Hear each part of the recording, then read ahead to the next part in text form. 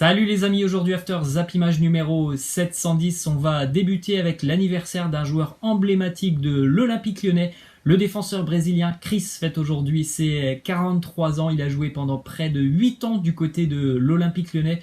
Il a porté le maillot de l'OL à plus de 300 reprises, il a évidemment remporté pas mal de trophées avec l'OL et c'est quelqu'un qui a laissé un très bon souvenir du côté de Lyon. C'était un rock défensivement, un joueur très impressionnant, très charismatique, il était d'ailleurs surnommé le policier. En plus, après sa carrière de footballeur, il est revenu du côté de Lyon pour entraîner des catégories de jeunes. Il a même aussi entraîné l'équipe B de l'Olympique Lyonnais.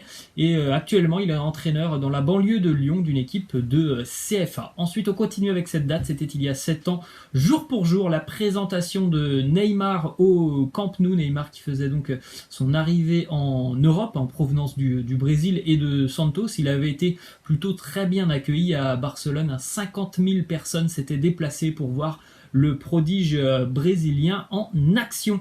On poursuit avec une déclaration de Roxana Maracineanu, la ministre des Sports, qui insiste sur le fait que ce serait la Ligue de football professionnelle et non pas le gouvernement qui aurait décidé de mettre fin au championnat de Ligue 1 et de Ligue 2. Elle nous dit que les décisions sont prises par les instances en question. C'est ce qui s'est passé pour le football. C'est quand même assez incroyable d'entendre ça, puisqu'il y a un petit peu plus d'un mois, la saison de football s'arrêtait en France après une allocution du Premier ministre. Un mois plus tard, on apprend de la bouche de la ministre des Sports que ce n'est pas le gouvernement qui a tranché, mais la Ligue de football professionnelle. Donc ça change vraiment pas mal de choses, je trouve, et je trouve ça quand même assez hallucinant. Ensuite, du côté de l'AS Monaco, info mercato, l'ASM a ciblé Mauro Arambari, joueur incontournable avec Retafe cette saison. C'est un milieu de terrain qui d'ailleurs est incontournable à Retafe depuis 3 ans, depuis qu'il a quitté les Girondins de Bordeaux. Peut-être que vous avez déjà entendu parler d'Arambari, puisque oui, il a joué à Bordeaux en 2015-2016, 2 ans du côté de la Gironde, avec seulement 9 matchs joués du côté de Bordeaux, puisqu'on ne lui faisait pas beaucoup confiance à Bordeaux, malheureusement, puisque dès lors qu'il a quitté les Girondins et rejoint l'Espagne et Retafe, il s'est imposé tout de suite en tant que titulaire. Retafe est une équipe qui travaille très très très bien, qui est encore présente cette année en Europa League. Ils sont bien classés aussi en Liga. Ça a été une grossière erreur évidemment de la part des Girondins de ne pas lui avoir fait confiance. Actuellement, la valeur estimée du joueur, c'est quand même 25 millions d'euros. Autre info du côté de l'AS Monaco, Keita Baldé a loué un immeuble de 3 étages à Lleida en Espagne afin de loger 90 travailleurs sénégalais sans abri, bloqués dans la ville depuis le début de la pandémie de coronavirus. Ils seront logés jusqu'au mois de septembre avec nourriture et vêtements offerts.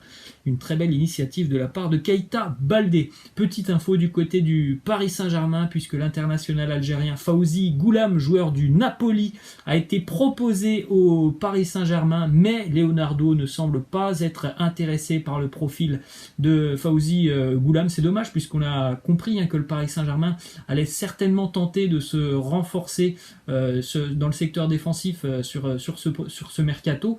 C'est dommage, Fawzi Goulam, c'est quand même un profil, je trouve, assez intéressant.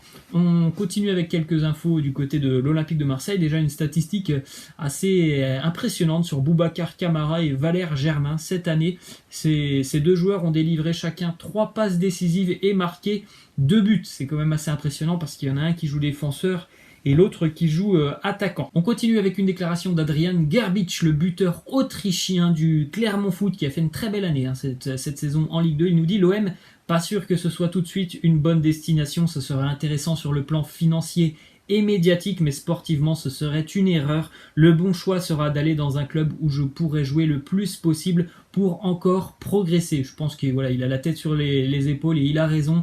Certainement qu'il faut encore continuer de grandir, peut-être dans un club un petit peu moins important que l'Olympique de Marseille avant d'aller jouer du côté de l'OM et certainement de cirer le banc. On poursuit avec cette info qui concerne Lille, puisque le LOSC serait prêt à laisser partir Victor Osimhen contre un chèque de 60 millions d'euros. En ce moment, il y a un club qui est vraiment très intéressé par le profil de l'attaquant nigérian, c'est le Napoli. Après, il reste à trouver un accord maintenant entre le Napoli et Lille, avec le joueur aussi, puisque Victor Osimhen voudrait un contrat de 5 ans avec un salaire de 4 millions d'euros annuel. On prend la direction de l'Espagne maintenant avec le Barça qui souhaite faire revenir Eric Garcia, joueur qui a été formé du côté de Barcelone à la Masia. Il évolue maintenant avec Guardiola du côté de Manchester City. Le joueur sera libre en 2021 et ça peut être une option pour l'avenir du club catalan. Donc du côté du Barça, on ne veut surtout pas payer beaucoup pour voir revenir un joueur qui a été formé du côté de Barcelone, qui pourrait certainement être libre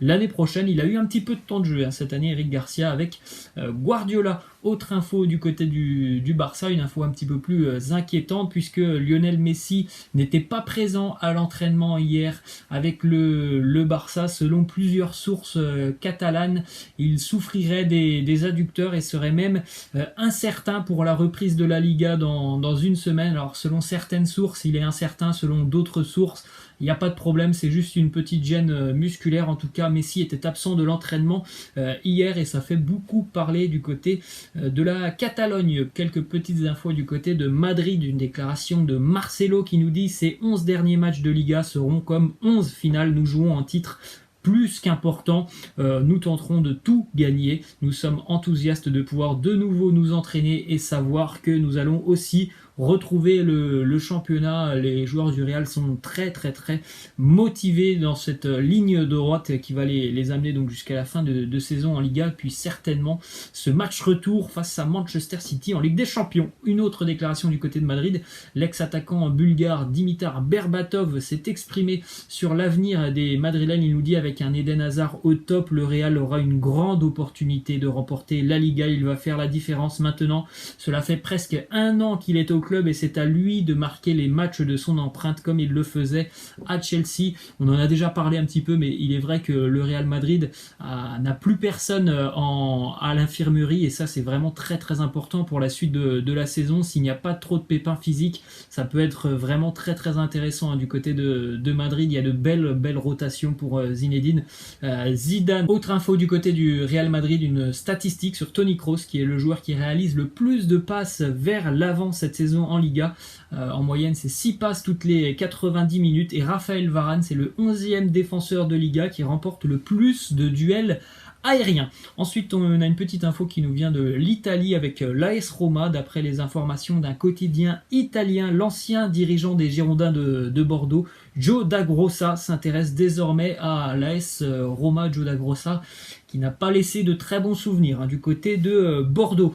Ensuite, on continue avec une déclaration de Trent Alexander-Arnold qui nous dit: mes frères ont fait beaucoup de sacrifices pour moi, mes rêves étaient plus importants que les leurs. Ils ont accepté ça, ils ne pouvaient pas aller jouer au foot le samedi. Ma mère ne pouvait emmener qu'un seul de nous trois. Ils m'ont toujours fait passer avant eux. Ils n'ont jamais été jaloux ou méchants. Mes succès sont aussi les leurs. Hommage magnifique, il est vrai, de Trent Alexander-Arnold à ses frères. Autre info du côté de la première Ligue, après une nouvelle vague de tests qui ont été effectués en début de semaine sur 1197 personnes, joueurs et staff compris. Il n'y a eu qu'un test positif qui a été révélé. C'était une personne qui joue ou en tout cas travaille du côté de Tottenham, puisqu'on ne sait pas si c'est un joueur ou un membre du staff. En tout cas, qu'un seul test qui s'est révélé positif en début de semaine, c'est à Tottenham. On se dirige du côté du Portugal puisque la Liga NOS a repris hier avec 2 matchs et notamment le déplacement du FC Porto du côté de Famalicão. Le FC Porto qui a été battu d'ailleurs 2-1 avec notamment un but gag. Un but de Famalicão qui a été un but vraiment gag puisque c'est le gardien de Porto qui l'a totalement donné à l'attaquant de Famalicão. Mauvaise opération pour Porto puisque le Benfica va jouer ce soir et en cas de victoire, le Benfica va reprendre la première place du classement à Porto.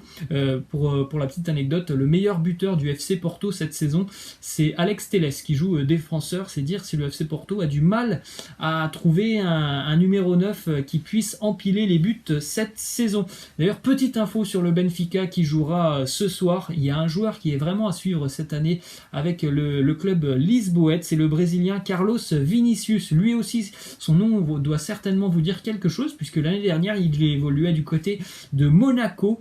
Il n'a pas beaucoup marqué l'année dernière du côté de Monaco. En revanche, cette année avec le Benfica, il est vraiment très très à l'aise. 22 matchs joués pour 15 buts marqués, 4 passes décisives. Un attaquant assez intéressant avec le club lisboète. On continue les amis avec cette info assez insolite. Une influenceuse qui a participé à la manifestation pour rendre hommage à Adama Traoré en début de semaine du côté de Paris. Alors déjà une première petite info qui est assez incroyable. Elle a mis du caca dans son sac à dos pour aller manifester. Ne me demandez pas pourquoi, je ne sais pas. Et en plus de ça, elle a identifié Adama Traoré sur Instagram. Le seul problème, c'est qu'elle a identifié Adama Traoré, le joueur de Wolverhampton. Ça en dit long sur la personne.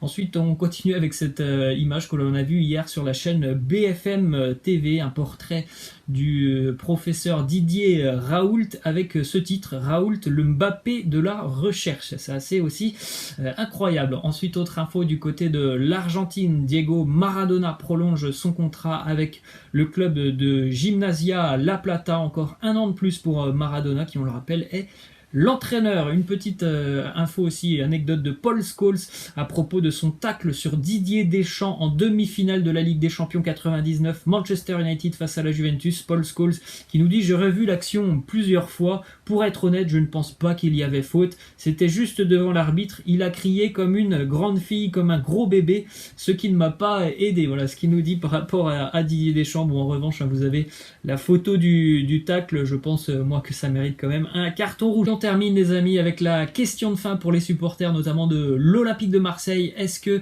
Mbaye Niang serait un bon choix pour l'Olympique de Marseille? Laissez-moi en commentaire vos réponses. Voilà les amis, c'est la fin, je vous laisse, je vous dis à la prochaine, ciao.